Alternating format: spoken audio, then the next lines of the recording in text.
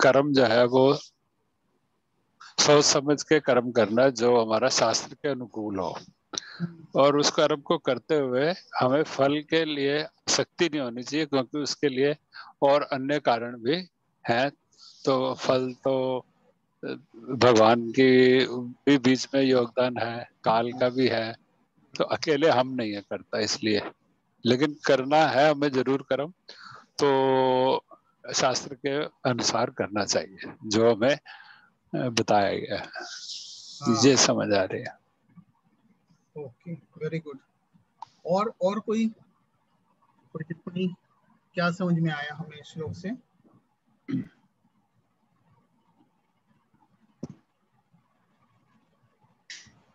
ये बात तो क्लियर है ना? ऐसा तो नहीं कह रहे कि कर्म करो और फल की चिंता मत करो। ये क्लियर हो गया ये वाला पॉइंट? जी जी। क्योंकि अगर हम कह रहे हैं कि फल की चिंता मत करो, तो वो एक तो ये हो गया कि ठीक है, कर्म फल पे हमारा अधिकार नहीं है और हो सकता है हमें फल ना मिले, है ना? तो लेकिन फिर भी हमें क्या मिलेगा अगर हम इस चेतना में रह के कार्य करेंगे? उसमें हमें क्या मिलेगा? शुद्धिकरण मिलेगा चित्त का हमारा। तो ये सिर्फ कर्म नहीं बना, ये कर्म योग बन गया। अब योग भी स्थापित हो गया भगवान के साथ इसके थ्रू, क्योंकि एक आध्यात्मिक चेतना में किया गया कार्य है ये।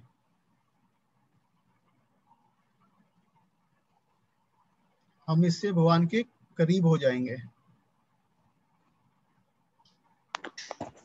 तो कई बार हम इसका मतलब हमें सत्व गुण में रहकर कर्म करना है।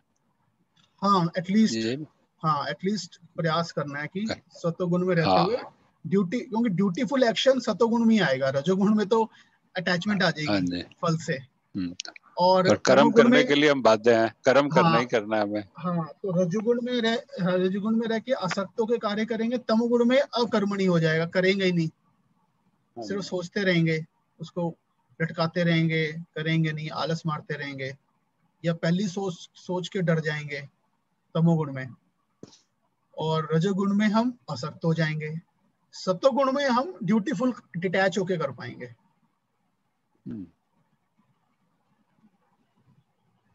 तो एक पॉइंट रहता है डिटैचमेंट वर्सेस रिस्पॉन्सिबिलिटी। तो कई बार हम अभी ये दोनों चीजों को हम कई बार कंफ्यूज कर देते हैं। डिटैचमेंट मतलब विरक्त होना, और गैर जिम्मेवार होना, कि भी हम तो अगर हम डिटैच है तो मतलब हम जिम्मेवार नहीं है, ठीक है, जो है ना, जो जैसा हो रहा है होने दो, है ना? या फिर मतलब पूरा ही अपना पूरा उसमें अपना उत्साह न डालना, तो हम हमारा फिर कोई उत्साह नहीं। डिटैच का मतलब क्या हो गया? डिटैचमेंट का मतलब क्या हो गया? कि उत्साह नहीं है, बगैर उत्साह के कार्य कर रहे हैं, है ना? ऐसा सोच सकते हैं हम। हाँ, दोनों में क्या फर्क है? मतलब निरुत्साही और विरक्त होना, डिटैचमेंट। हाँ, तो डिटैचमेंट का वैसे मतलब क्या हुआ कि समझ रहे हैं ये अंडरस्टैंडिंग की, मतलब हम डिटैचमेंट मतलब क्या कि हम अपने सुख के लिए, है ना, फल के ऊपर पूरी तरह से निर्भर नहीं है। हम फल जो फल है कर्म का, अगर वो नहीं भी आता तो हम कोई मतलब बहुत ज्यादा दुखी नहीं हो जाएंगे। डिटैचमेंट तो इरिस्पॉन्सिबिलिटी, तो डिटैचमेंट कब होती है? तो हमें इरिस्पॉन्सिबिलिटी कब आती है? कर्म करने से पहले। और डिटैचमेंट कब आना चाहिए? कर्म करने के बाद। कर्म करने से पहले डिटैचमेंट आ जाएगा तो प्रॉब्लम है। समझ रहे हैं? कहने का मतलब ये कि कर्म करने से पहले हमें रिस्पॉन्सिबल होना है, मतलब चाहे अपना लक्ष्य बनाना है और कार्य को कर देना है, और जब कार्य को कर दिया उसके बाद हमें डिटैच हो जाना है। समझ रहे हैं? तो कार्य करने से पहले उसको उत्साह के साथ करना है, लेकिन कार्य करने के बाद डिटैच हो जाना है। That is the point. तो कार्य करने से पहले ही हम अगर डिटैच हो जाएंगे, इन द सेंस मतलब डिटैच सही वर्ड नहीं होगा उसके लिए, पर उससे पहले ही हम उत्साह खो देंगे, तो वो एक्चुअली में तमोगुण है, वो सतोगुण नहीं है वो एक्चुअल में। तो इरिस्पॉन्सिबिलिटी आती है एक्शन से पहले, डिटैचमेंट आती है एक्शन के बाद। क्लियर है ये चीज? जी तो जी काम करने से पहले हमें उत्साह के साथ करना है, लेकिन करने के बाद फिर हमें डिटैच हो जाना है कि रिजल्ट सिर्फ मेरे हाथ में नहीं है ना? और ये इस क्षेत्र में रह के कार्य करना क्यों जरूरी है हमारे लिए? क्योंकि अगर हम नहीं करेंगे तो हम बहुत कई प्रकार की नेगेटिविटी से और कई तरह से हमारा माइंड जो है डिस्टर्ब रहेगा, समझ रहे हैं? क्योंकि मान लो कुछ भी गलत होता है, सब जैसे मान लो कोई व्यक्ति है, वो एक ऐसे कुछ छोटी पहाड़ी है, मतलब छोटी सी ढलान का रास्ता है, मान लो छोटी संकरी कुछ ऐसी एक पहाड़ी का छोटा सा रास्ता है, वो वहां से नीचे गिर जाता है, मान लो वो चल रहा है एकदम से पैर उसका फिसल गया, वो नीचे गिर रहा है, तो वो वहां से नीचे गिर रहा है और साइड में क्या है, एक तो वो रास्ता ही उसको नीचे एक सामने नीचे लेके जा रहा है गड्ढे की तरफ, हाँ, और साइड में भी क्या है, दो खाई हैं, लेकिन कोई उसमें कोई बैरिकेड नहीं लगा हुआ, कोई ऐसी कुछ है ना, मतलब कोई ऐसी कोई उसको प्रोटेक्शन के लिए कुछ नहीं है साइडों पे भी। तो एक तो वो तो एक रिस्क तो यही है कि वो रास्ते से नीचे गिर रहा है, बट द सेम दूसरा रिस्क है कि वो साथ में खाई में ना गिर जाए, या वो खाई में गिर गया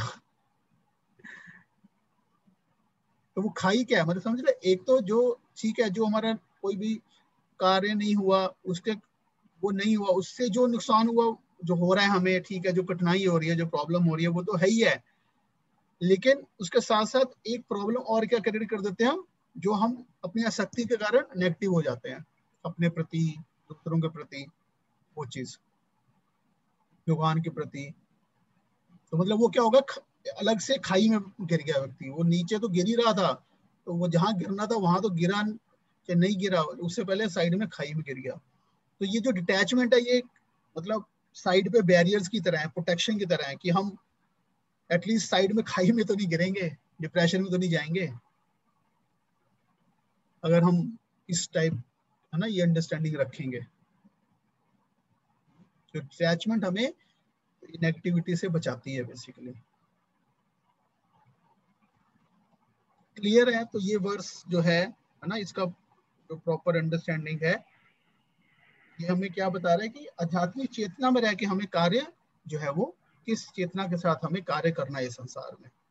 अगर आसक्त होकर कार्य करेंगे, ये सोचेंगे कि कर्म फल हेतु मैं हूं और इसलिए फल पे मेरा अधिकार है, मैं फल का भोगता हूं, तो फिर हम फंस जाएंगे।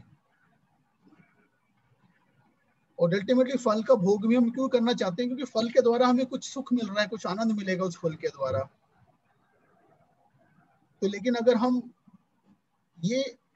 अगर हम ये समझें कि मतलब सुख या सक्सेस जो है किसी कार्य में, वो सिर्फ मतलब डेफिनेशन जो है, जो परिभाषा है सक्सेस की है ना या सफलता की, वो एक तो सिर्फ भौतिक चीजों में भौतिक परिभाषा हो सकती है उसकी, कि हाँ ये मिल गया, जो वस्तु मिलनी थी, जो जो है ना, एक जो फल हमें मिलना था वो मिल गया, लेकिन वो एक बहुत ही क्या है, वो नैरो है ना, मतलब उसकी परिभाषा है सफलता की, है ना।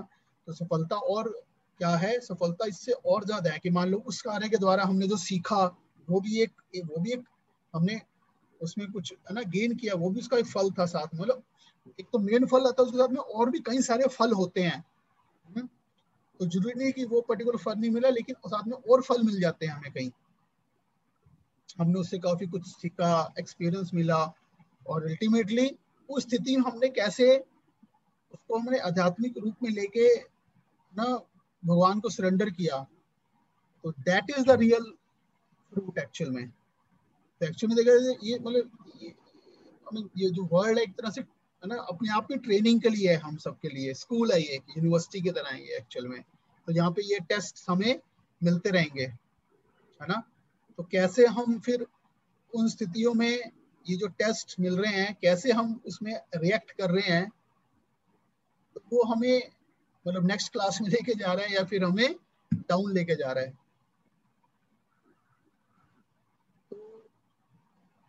तो कहने का मतलब है कि जो मतलब कि प्रैक्टिकल टेस्ट होता है, तो प्रैक्टिकल में जैसे मतलब केमिस्ट्री की लैब है या फिजिक्स लैब है, मतलब केमिस्ट्री लैब है, वहाँ पे हमें कुछ केमिकल दे दिया, अच्छा ये केमिकल और ये केमिकल मिलाओ तो ये बनना चाहिए, ठीक है।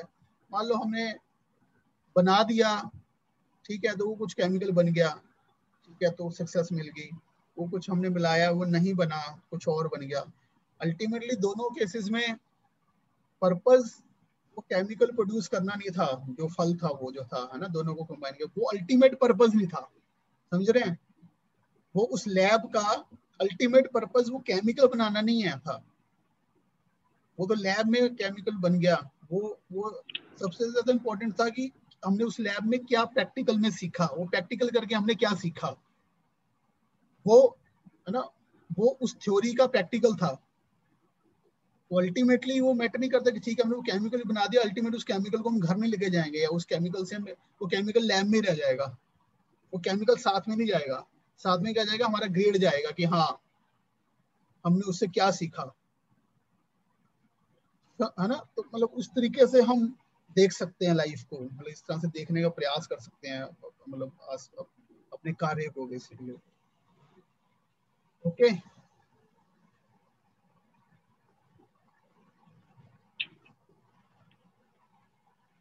अच्छा 9.27 में क्या बता रहे हैं, यत् करोषि यज्जसनासि यज्जुहोषि ददासि यत् तपस्यसि कौन्तेय तत्कुरुष्व मत अर्पणम। पढ़िए जी ट्रांसलेशन। हे कुंती पुत्र, तुम जो कुछ करते हो, और जो कुछ कोई खाते पढ़े, हो। एक मिनट, और कोई पढ़ेगा जिसने अभी नहीं पढ़ा प्लीज। हे कुंती पुत्र, तुम जो कुछ करते हो, जो कुछ खाते हो, जो कुछ अर्पित करते हो या दान देते हो, और जो भी तपस्या करते हो उसे मुझे अर्पित करते हुए करो। ये अब उस एक और नेक्स्ट लेवल पे, है ना, थोड़ा प्रैक्टिकल वे में कृष्णा ने बता दिया है, हाँ, कि कैसे हम अपने कार्यों को आध्यात्मिक बना सकते हैं, स्पिरिचुअलाइज कर सकते हैं, है ना। यही था ना अर्जुन का प्रश्न जो हमने चर्चा की थी थ्रेड में, कि बस एक युद्ध करना हो गया, दूसरा तुम कह रहे हो कि मैं आत्मा हूं। तो युद्ध करना और आत्मज्ञान को समझना, तो इसको कैसे कंबाइन करें, यही है हम सबके लिए चैलेंज। पर एटलीस्ट उस डायरेक्शन में सोचना तो हम शुरू कर सकते हैं, है ना। तो ये तो इवन कर्म योग या सो कॉल्ड भक्ति योग भी अलग अलग लेवल पे होता है एक्चुअली। मतलब अल्टीमेटली कर्म योग का पर्पस भी हमें धीरे धीरे भक्ति योग की तरफ ही लेके जाना है। जैसे हमने पहले वो श्लोक था 2.47, that was simply dutiful action, detach होकर कार्य करो, है ना। बट अल्टीमेटली वो भी हम तभी कर सकते हैं एक्चुअल में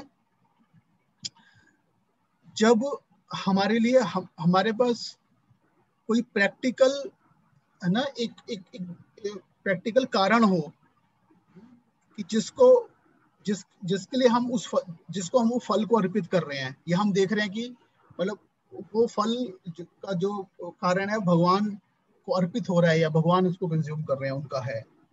तो in that sense it becomes more practical, हाँ, कि हम कहें कि हाँ हम कर्म के फल हेतु नहीं है, भगवान कर्म के फल हेतु है, तो उनको अर्पित होना चाहिए। लेकिन वो तभी होगा जब हमें वो थोड़ा कंसेप्ट क्लियर होगा कि हाँ यस, मतलब एक परम भगवान है और सब कुछ उनका है ना। तो उनको हमें अर्पित करना चाहिए। तो बगैर भक्ति के और भगवान के अंडरस्टैंडिंग के तो कर्म योग भी कोई व्यक्ति प्रैक्टिस नहीं कर सकता। तो ये मैं एक प्रैक्टिकल टर्म से बता रहा हूँ कि मतलब जैसे कई लोग कहते हैं हाँ कर्म योग कर रहे हैं जी, हम तो कर्म योगी हैं। तो आज के समय में एक्चुअली क्योंकि ना तो वर्णाश्रम सिस्टम है, और सबसे बड़ी बात यह है कि जो उसके करने के लिए एक मिनिमम जो सत्वगुण चाहिए, वो सत्वगुण कहाँ से आएगा, क्योंकि आसपास तो सारा रजोगुण और तमोगुण ही है। हम जो खा रहे हैं, जो देख रहे हैं, हाँ, सब कुछ तो रजोगुण तमोगुण है। कहाँ है, ऑलमोस्ट नथिंग, बहुत कम सत्वगुण है। तो पॉइंट है कि उसको इम्प्लीमेंट कैसे करेंगे, उसके लिए वो जो सत्वगुण कहाँ से आएगा। तो वो सत्वगुण आएगा जब हम भक्ति करेंगे, जब चैंटिंग करेंगे, चैंटिंग से सत्वगुण आएगा।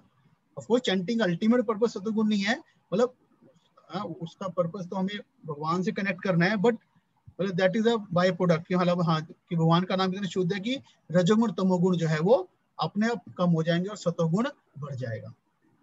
तो कहने का मतलब यह है, तो इसलिए जैसे जैसे आप भगवद गीता पढ़ते हैं, जैसे प्रभुपाद जी ने भगवद गीता है ना दिया, भगवद गीता यथारूप, तो उसमें जैसे प्रभुपाद जी सेकंड चैप्टर में भक्ति की बात कर रहे हैं, although second chapter is more of कर्म योग, थर्ड भी कर्म योग है, फोर्थ नॉलेज, कर्म योग में और नॉलेज आ गई, फिफ्थ भी कर्म योग हो गया, उसके बाद भक्ति वैसे 7 से 12 चैप्टर के बीच में मेन है, लेकिन हम देखेंगे तो हर जगह पे भक्ति योग यूज कर रहे हैं, कर्म योग वर्ड यूज ही नहीं कर रहे हैं। वो क्यों ऐसा?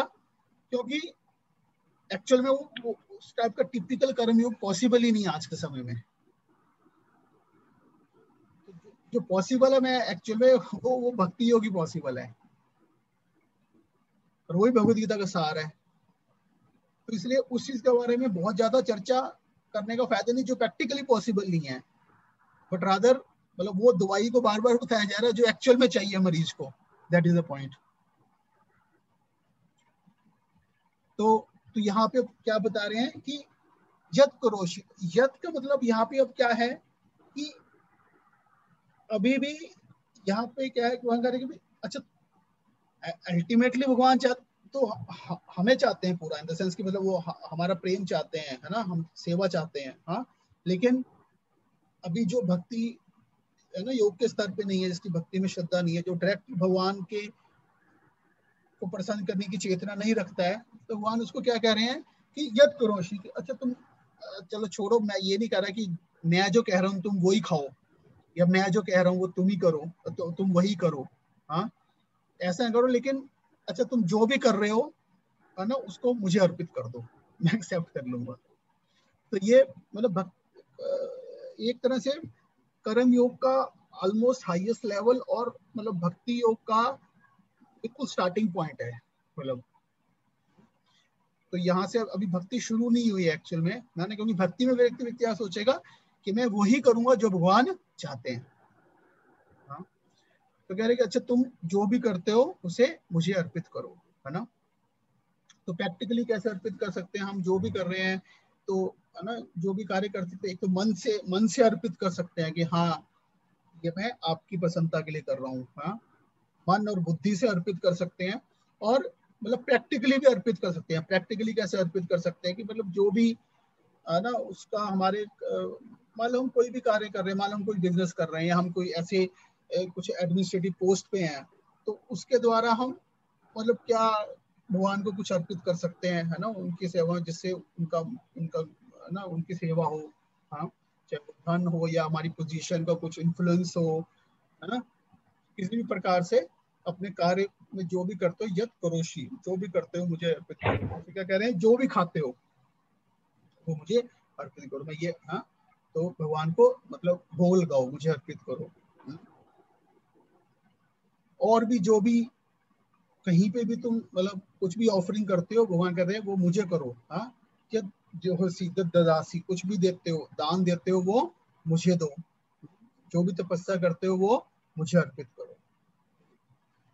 तो ये जो अर्पित करने का जो है ना, कि Lord it's yours, I am offering you, है ना, तो इसका एक सिंपल है कि जैसे इवन इस तरह से कि हम घर मतलब हम घर हम कुछ शॉपिंग करके आए, हाँ, मान लो नए कपड़े लेके आए, हाँ, तो आके हम उसको पहले भगवान को ऑफर करना चाहिए। कुछ भी छोटे से छोटी चीज भी ला रहे हैं, पहले आके भगवान को ऑफर कर दें ऑल्टर में, ये आपका है, ये आपके लिए है ये, और फिर हम है ना आप हमें परमिशन दीजिए कि हम इसको है ना यूज कर सकें, लाइक दैट। तो जो भी है उसको भगवान को अर्पित करें, तो इससे क्या होगा धीरे धीरे, तो अभी इसमें डायरेक्टली भगवान की प्रसन्नता हमारे सेंटर नहीं है, लेकिन ये है कि हम जो भी कर रहे हैं एटलीस्ट उसको भगवान को ऑफर कर रहे हैं एज ए ड्यूटी हम करें। तो उससे फिर क्या होगा, धीरे धीरे हम उस स्तर पे आ जाएंगे, फिर हम ये सोचेंगे नहीं यार हमें है ना, हम ये देखना चाहिए कि हाँ ये भगवान को पसंद करता है या नहीं करता है। वो फिर हम चर्चा करें आगे, जब भक्ति योग अब आएगा नेक्स्ट आगे, फिर उसमें हम देखेंगे कि वो इससे नेक्स्ट हाई लेवल पे चला जाएगा। तो मुझे जो ये है क्या करो, सब कुछ जो है अर्पित करो। तो मतलब दो व्यू पॉइंट हो गए, एक तो हो गया कि भाई सब कुछ रिजेक्ट करो, एक तो होता है जैसे है ना आध्यात्मिक में, तो वो नहीं कर सकते हम, सब कुछ छोड़ भी नहीं सकते। सब कुछ क्या करो, यूटिलाइज करो भगवान की सेवा में। जैसे यहाँ तात्पर्य पढ़ते हैं, यहाँ पे कौन पढ़ेगा तात्पर्य?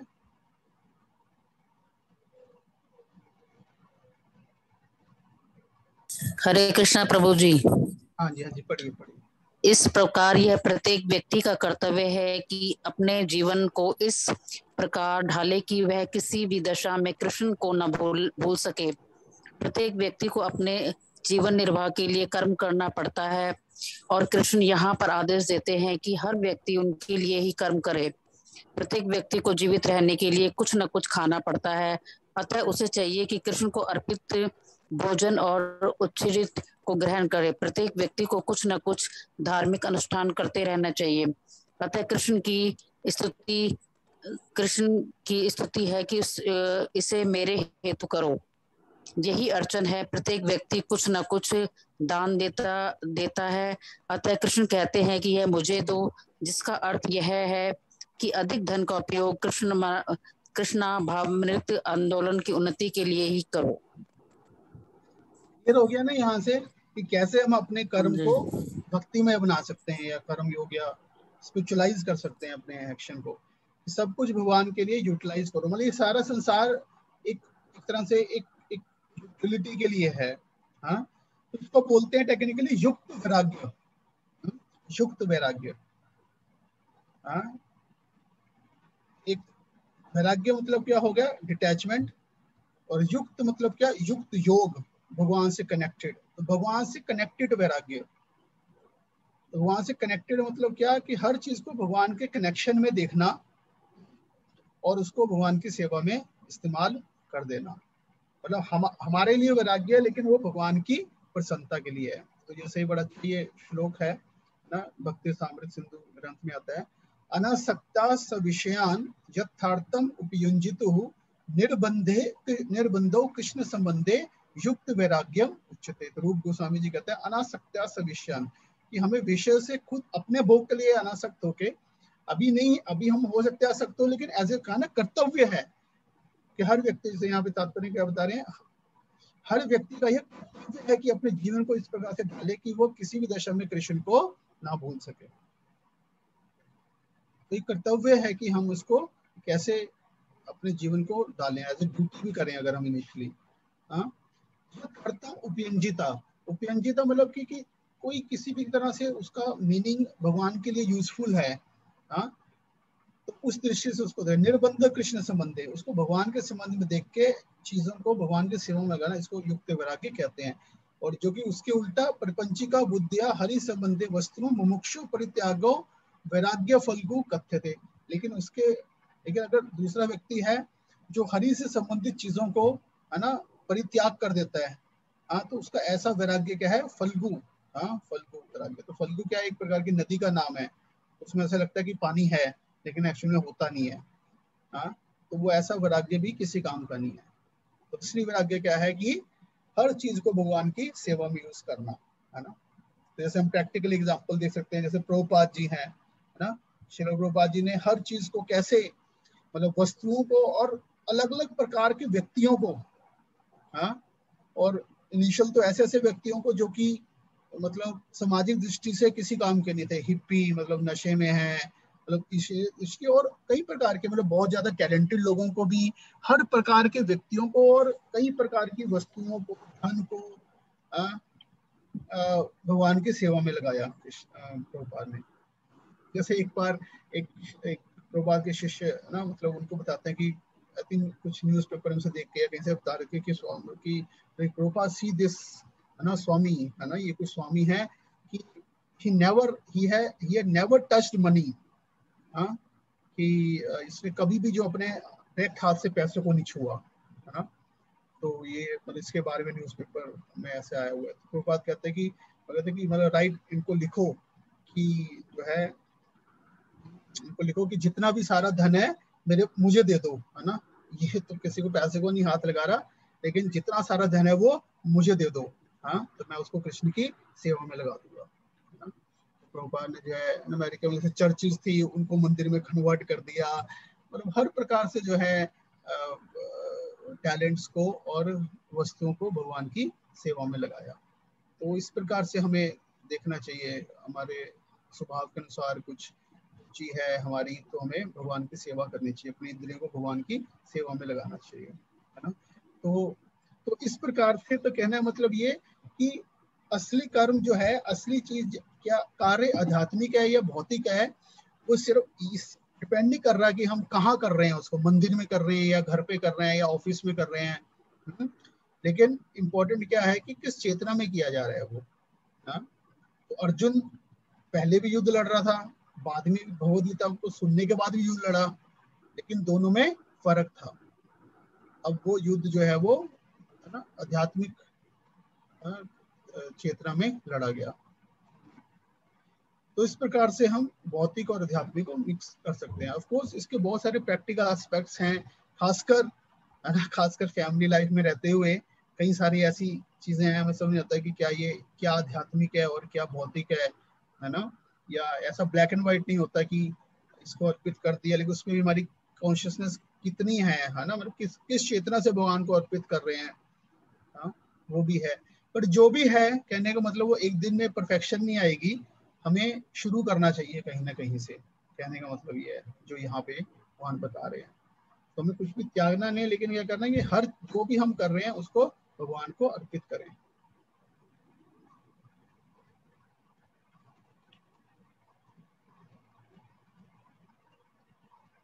और फिर जैसे इससे और एक नेक्स्ट लेवल अगर हम देखें कर्म योग का, जो कि हम कैसे अपने कर्मों को स्पिरिचुअलाइज कर सकते हैं, तो यहाँ पे क्या कह रहे हैं, यथा प्रवर्ति भूतानां येन सर्वमिदं ततं सर्व सकर्मणा तब अभ्यच संसिद्धि विन्दति मानवा। क्या पढ़िए,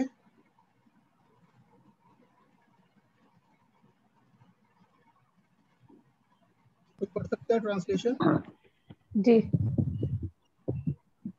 पढ़िए मतलब जो सभी प्राणियों का उद्गम है और सर्वव्यापी है, उस भगवान की उपासना करके मनुष्य अपना कर्म करता हुआ पूर्णता प्राप्त कर सकता है। तो अब क्या कर दिया कि अल्टीमेटली यथा प्रवर्ति भूतानां येन सर्वमिदं ततं, मतलब कि अल्टीमेटली मतलब कि जो कि हर चीज में है, परवेडिंग है, मतलब भगवान से अलग कुछ भी नहीं है। हाँ, तो क्या स्वकर्मणा, तो स्वकर्मणा मतलब या स्वधर्मा, हम जो भी अपना कार्य कर रहे हैं, स्वकर्मणा तम अभ्यचर मतलब क्या, पूजा करना, अर्चना कहते हैं ना, अर्चना। तो अपने कर्म के द्वारा उसकी अर्चना कर सकता है, और जब वो ऐसा करेगा समसिद्धि विन्दति मानवा, तो उससे वो सिद्धि प्राप्त कर सकता है। सिद्धि मतलब क्या, वही कि है ना, कंप्लीटली प्यूरिफाई होके आत्म साक्षात्कार कर सकता है। तो मतलब क्या कि वर्क को, जिसको कहते हैं कि कर्म, है ना, अपने कर्म को पूजा बना सकता है। स्वकर्मणा तम अभ्यचर, कर्म को पूजा बना लेना। तो जैसे कई लोग है ना कहते हैं कि हाँ कर्म ही पूजा है ना? सुना है आपने, कई कहते हैं हाँ, हम तो अपना काम कर रहे हैं, यही हमारी पूजा है, हमारा कस्टमर ही हमारी भगवान है ना, काम ही हमारी पूजा है। सुना है आपने ऐसा? हाँ जी। और क्या सुना इस, और क्या सुना इससे ऐसा, इससे संबंधित और कुछ सुना है? प्रभु जी, प्रभुपाद जी कहते हैं शुद्ध कर्म ही भक्ति है, ये भी कहते हैं। हाँ जी, प्रभुपाद जी कहते हैं शुद्ध कर्म ही भक्ति है, शुद्ध कर्म ही भक्ति है। हाँ, तो कहने का मतलब कि जनरली लोग क्या कहते हैं कि हाँ भी जो हम अपना काम कर रहे हैं, फैमिली मेंटेन कर रहे हैं, यही हमारी पूजा है। लेकिन भगवान क्या कह रहे हैं, स्वकर्मणा तम अभ्यचर, तम मतलब क्या, वो जिसके ऊपर बात हुई है, मतलब क्या, जो कि ये ना सर्वमिदं ततं, जो कि भगवान है। मतलब अपने कर्म को भगवान की पूजा में लगाना है हमें। ये नहीं कह रहे हैं कि है ना स्वकर्मणा अभ्याचर, हाँ, स्वकर्मणा अभ्याचर नहीं कह रहे हैं, स्वकर्ण तम अभ्याचर, अपने कर्म को के द्वारा उसकी पूजा करो।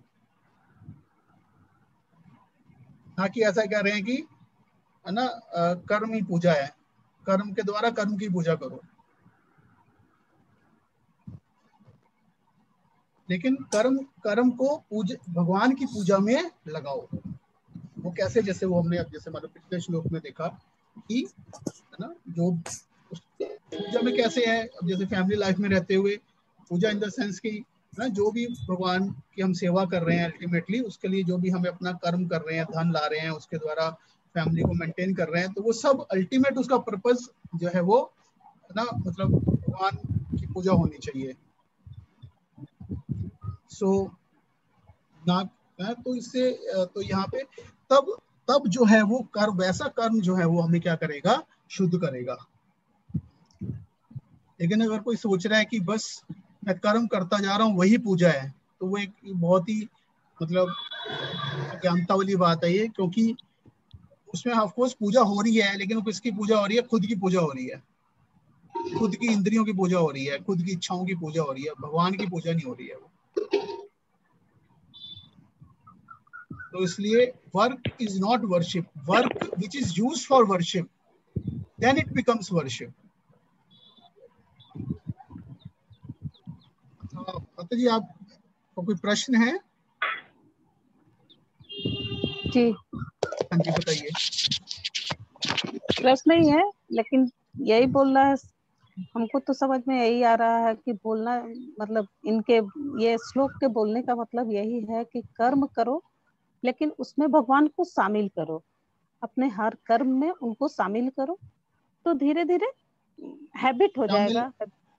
शामिल करो का मतलब आपका मतलब जैसे कुछ मुझे बताएंगे थोड़ा सा और क्लियर करके? शामिल करो मतलब शामिल करने का मतलब उनको अर्पित करके करो। आप कोई भी कर्म करो लेकिन उनको अर्पित करो, उनको मतलब हर चीज में याद करो, तभी तो धीरे धीरे भक्ति डेवलप होगी। बहुत अच्छा।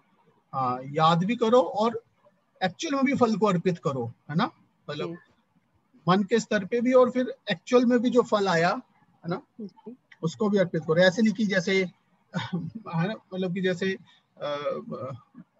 जैसे मान लो हमने कुछ बनाया या हम कुछ मार्केट मान लो फल लाए या कुछ भी खाने का है मान लो, है ना, तो ऐसे नहीं कि बस हमने सोचा मन में ओ कृष्णा ये तो आपका है और फिर खा जाए, है ना, लाइक दैट। वो भी अच्छा है, मतलब वो उससे अच्छा है कि हम बिल्कुल भी याद नहीं करा, बट अच्छा ये रहेगा कि हम उसको एक्चुअल में भगवान के विग्रह को ऑफर करें, है ना, अगर जहाँ पे पॉसिबल, जब बिल्कुल ही पॉसिबल नहीं है बात अलग है ना, तो उस तरह से हम एक्चुअल में वो कार्य भी कर रहे हैं तो वो और ज्यादा उससे हमारा मन और ज्यादा मतलब शुद्ध होगा, कहने का मतलब ये है। तो हाँ, तो प्रत्येक व्यक्ति को सोचना चाहिए कि इंद्रियों के स्वामी ऋषिकेश, तो ऋषिकेश का मतलब ऋषिक मतलब इंद्रियां, तो इंद्रियों के जो स्वामी हैं, हाँ, वो विशेष कर के द्वारा वो विशेष कर्म में प्रवृत्त किया गया है। अतएव जो जिस कर्म में लगा है उसी के फल के द्वारा भगवान श्री कृष्ण को पूजना चाहिए। तो फल के द्वारा पूजना चाहिए। यदि वह इस प्रकार से कृष्ण भावना में होकर सोचता है तो भगवत कृपा से वह पूर्ण ज्ञान प्राप्त कर लेता है। यही जीवन की सिद्धि है। कोई चाहे जिस वृत्ति पर कार्य में लगा हो, यदि वह परमेश्वर की सेवा करता है तो उसे सर्वोच्च सिद्धि प्राप्त होती है। तो मतलब हमें ये सोचना है एक्चुअल में ये जो हाथ हैं हमारे, ये है ना, मतलब ये हाथ है, ये हमारे हाथ नहीं है, ये भगवान के हाथ है। जैसे फॉर एग्जाम्पल कोई कंपनी में काम करता है व्यक्ति, है ना, तो उसको कंपनी से गाड़ी मिलती है, मतलब उसको कंपनी की गाड़ी मिली है, तो अब वो उस गाड़ी को क्या करेगा? अब अगर वो उस गाड़ी को खड़ा रखेगा, कुछ कार्य नहीं करेगा, तो वो ठीक नहीं है, है ना। तो उसको वो गाड़ी मिली है कंपनी का काम करने के लिए, और उससे जो भी रिजल्ट आएगा वो कंपनी का है। मान लो जाएगा सेल्स के लिए, जाके बात करके आएगा, बिजनेस ऑर्डर आएगा, वो कंपनी को चला जाएगा, है ना। तो मतलब एटलीस्ट हम एक फिलोसफिकल लेवल पे इस तरह से चीज़ों को समझ सकते हैं, और फिर धीरे धीरे इसको, है ना, प्रैक्टिकल लाइफ में, है ना, अपना सकते हैं।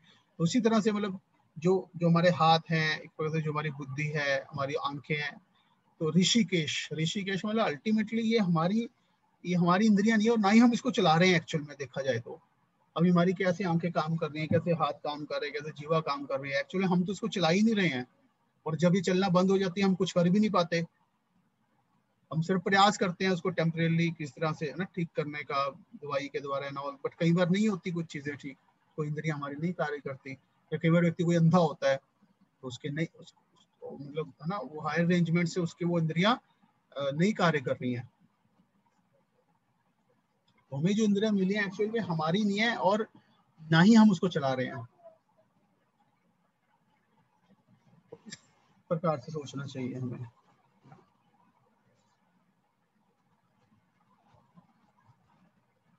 तो यही आता इस वर्क वर्शिप, तो कर्म अपने आप में पूजा नहीं है, लेकिन कर्म के फल के द्वारा हमें, कर्म के फल को हमें भगवान की सेवा में लगाना चाहिए। अदरवाइज ये एक बहुत ही अज्ञानता वाली बात है जो हम सुनते हैं। ओके, तो इस प्रकार से हम मतलब समझ सकते हैं। यही 3 मैं श्लोकों के ऊपर चर्चा करना चाह रहा था कि भगवद गीता में किस प्रकार से ये कि हम एक तो ड्यूटीफुल एक्शन, मतलब इस अंडरस्टैंडिंग के साथ कि हम अल्टीमेटली करता नहीं है, फल हेतु नहीं है, और फल के ऊपर हमारा अधिकार नहीं है। और दूसरा श्लोक में वही था कि इसलिए हमें जो भी फल आ रहा है वो भगवान का एक्चुअल में, वही उसको लेके आ रहे हैं, तो उसको हमें उनको अर्पित करना चाहिए। और अल्टीमेटली उससे भी अगर ऊपर का लेवल क्या है कि हम सिर्फ उनको एज ए ड्यूटी में अर्पित करना चाहिए, मतलब उसको एक भक्ति में हमें उसको भगवान को ऑफर करना चाहिए। तो उसके द्वारा पूजा करनी चाहिए, अपने कर्म फल के द्वारा भगवान की पूजा करनी चाहिए। तो ऐसे में फिर वो कर्म जो है, फिर हम कर्म बंधन में नहीं फंसते हैं और हम शुद्ध होते हैं। यज्ञान अर्थ कर्मणो अन्यत्र लोको यम कर्म बंधना तद अर्थम कर्म कौन्त्या मुक्त संग समाचार 3.9 में बताते हैं जैसे। तो इस प्रकार का हमें मतलब माइंड सेटअप सोचना, है ना, चाहिए। और ये कैसे डेवलप होगा, मतलब उसके लिए कुछ प्रैक्टिकल चीजें है। उसमें सबसे इम्पोर्टेंट चीज है कि हम एक कुछ जो है ना, मतलब टाइम डेडिकेट टाइम करें, है ना, डेली साधना में, जहाँ पे हम भगवान का डेडिकेटेड स्मरण करें, खासकर जैसे चैंटिंग के द्वारा, भगवत गीता को पढ़ के, समझ रहे हैं। मतलब वहां पे पूरी तरह से हम डायरेक्ट भगवान का स्मरण कर रहे हैं। हाँ, और फिर उससे क्या होगा, हमारा मन में, है ना, मतलब, है ना, भगवान बैठ जाएंगे। हाँ, उनका स्मरण बढ़ जाएगा। और फिर उसके साथ हम जब बाहर कार्य करने जाएंगे तो उससे क्या होगा, फिर उसमें फिर हमें वो चीजें याद रहेंगी और हम आध्यात्मिक चेतना में रह पाएंगे, और एक्चुअल में मतलब सतोगुण में रह पाएंगे। कहने का मतलब ये है, इसको करने के लिए जो एक माइंड में जो जो सतोगुण चाहिए वो कहाँ से आएगा, वो आएगा जब हम साधना करेंगे, चैंटिंग करेंगे।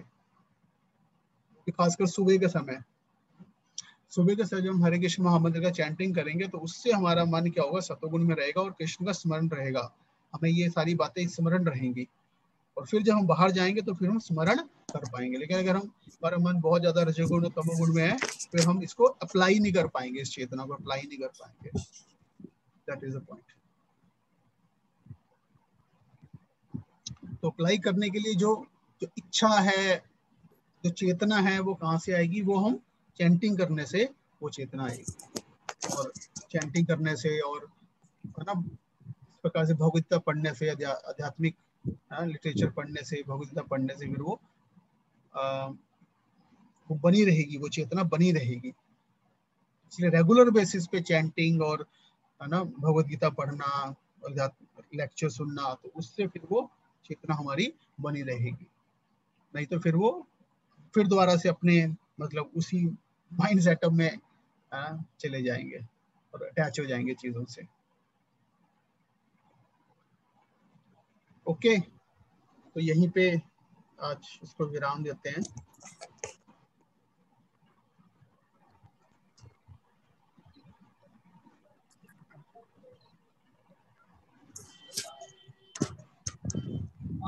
ठीक है। हाँ तो प्रभु जी, एक प्रश्न है छोटा सा हाँ जी, कि जैसे मान लो हमने कोई भी पुण्य कर्म किया सपोज है, तो उसका फल तो आएगा आएगा। तो अब हमने कैसी मतलब मनोस्थिति से या क्या बोल कर कैसे अभिव्यक्ति करनी है कि हम फल आपको अर्पित करते हैं? हाँ मतलब हाँ, हमने मतलब कोई भी कार्य किया, पुण्य किया या जैसा भी कोई भी कार्य किया, अगर उसका फल हमें अर्पित होता है तो यही करना चाहिए, हाँ कि भगवान ये आपके प्लेजर के लिए है, ठीक, या आपकी प्रसन्नता के लिए मैं आपको अर्पित करता हूँ। एटलीस्ट मेंटली कम से कम ऐसा सोचना चाहिए। और फिर डिपेंड करता है अब कि वो क्या है, तो उसका फिर एक्चुअली में भी वो फल को भगवान को अर्पित करना चाहिए। मतलब कि जो अगर वो कोई धन है या कोई वस्तु है, जो भी हो सकता नहीं है। सपोज हमने जैसे मान लो किसी की हेल्प कर दी है ना, या किसी को कुछ दे दिया, तो अब उसका फल तो कुछ ना कुछ बनेगा, है ना।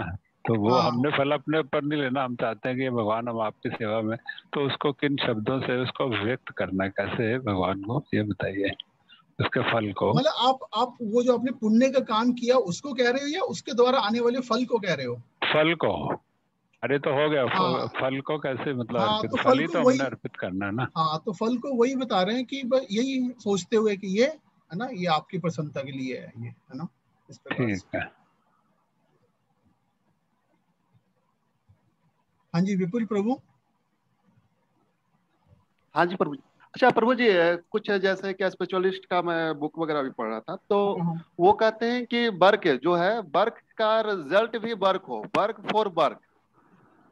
तो इसमें और ये जो श्लोक जो है हमारा कर्मण्येवाधिकारस्ते, इसमें कुछ कंट्राडिक्टरी है।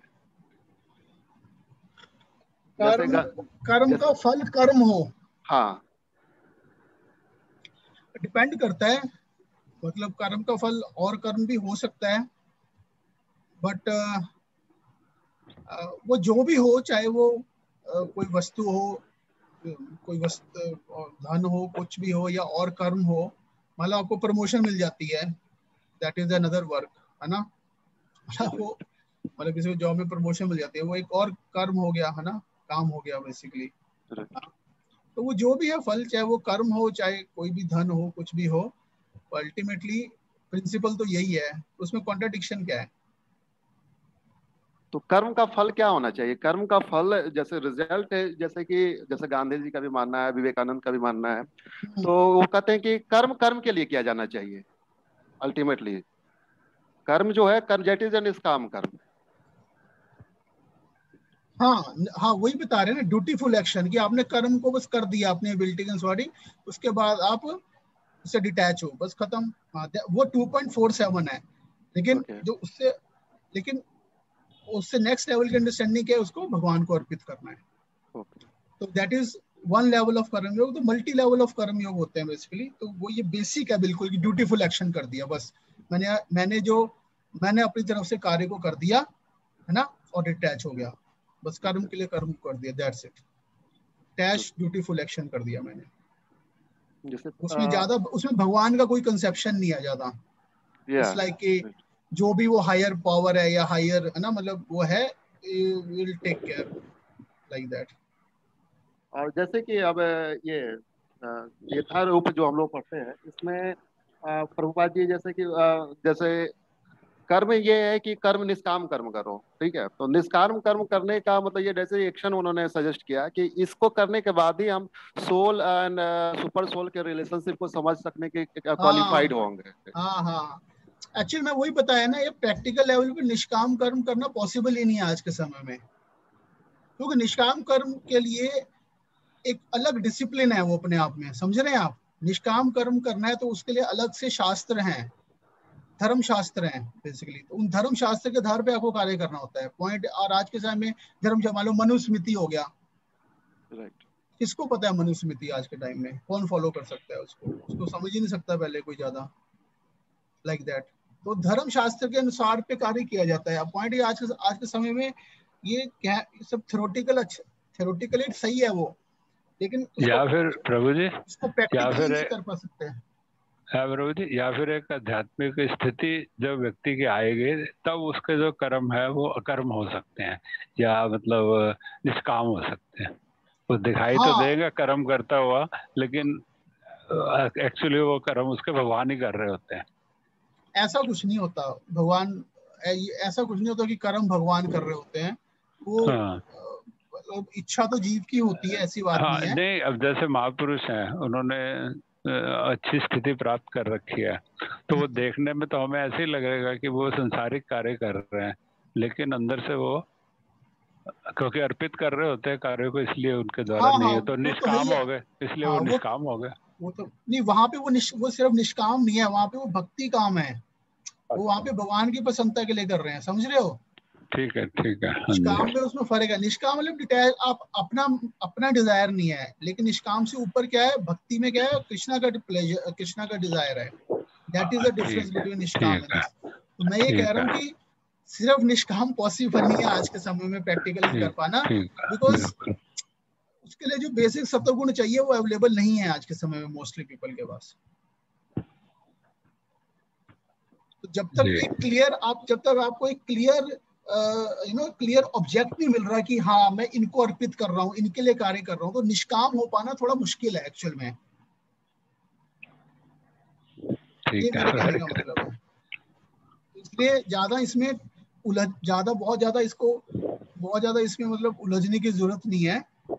जो आज हमने जो मतलब 9.27 और 18.46 है उसमें और खासकर जो 9.27 है, तो उसको हम अप्लाई करने की कोशिश करें बस। दैट्स एटलीस्ट उस लेवल पे एक्ट करें, 9.27 के लेवल पे एक्ट करें, उसको अप्लाई करें 9.27 को। उससे फिर हम धीरे धीरे प्रोग्रेस करते हुए फिर हम हायर स्टेजेस पे आ जाएंगे भक्ति के, 18.46 तक आ जाएंगे या 1866 तक सर्वधर्मान परित्यज्य तक आ जाएंगे।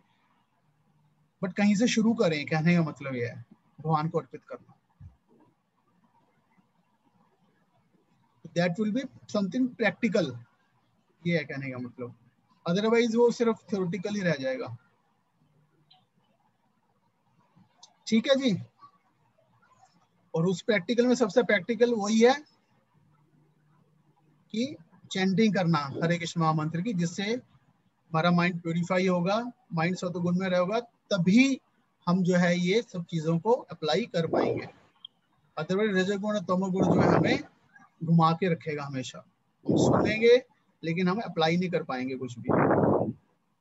That is the thing. Chanting जो है वो बहुत पावरफुल है, इससे उसी के द्वारा हम एक्चुअल में आगे बढ़ेंगे।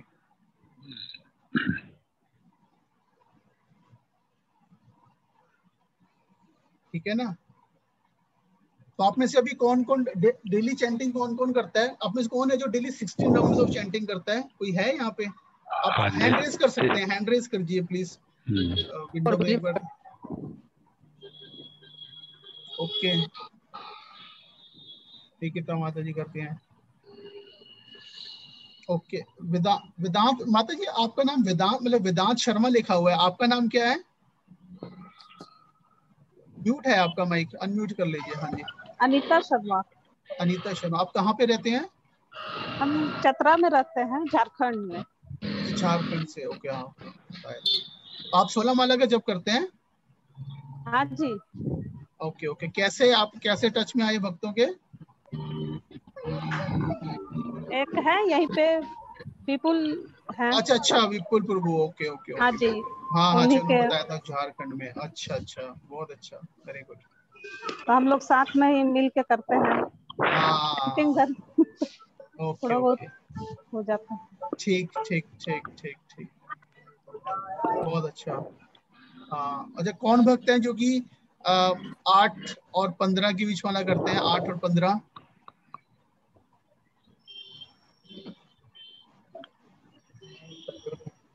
कर देता हूँ। 8 और 15 के बीच में कौन कौन करते हैं? 4 और 8, 4 और 8 के बीच में कौन करते हैं? ओके, अक्षय प्रभु आप कितने चैंटिंग करते हैं? हरे कृष्ण प्रभु। हाँ जी, अक्षय बाबू कितना चैंटिंग करते हैं आप? 4 या 5 करते हैं।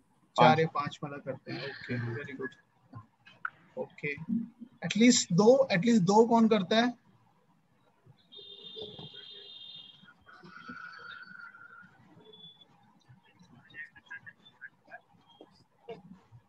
At least 2। Okay, Lokesh Prabhu 6 to 8। Okay, Vipul Prabhu. Okay, 0 कौन करता है? है 0 करता है कोई?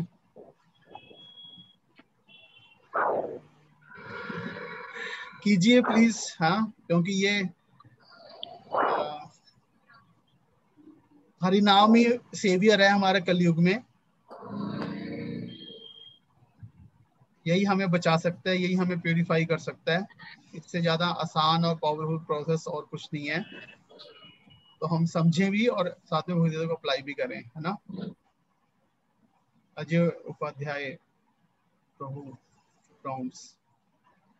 ओके, ठीक है। तो कोशिश कीजिए आप सभी लोग डेली चैंटिंग करने का। हाँ, हरे कृष्ण महामंत्र का चैंटिंग। ठीक है, और किसी का कोई प्रश्न या कोई चर्चा? कल हो सके तो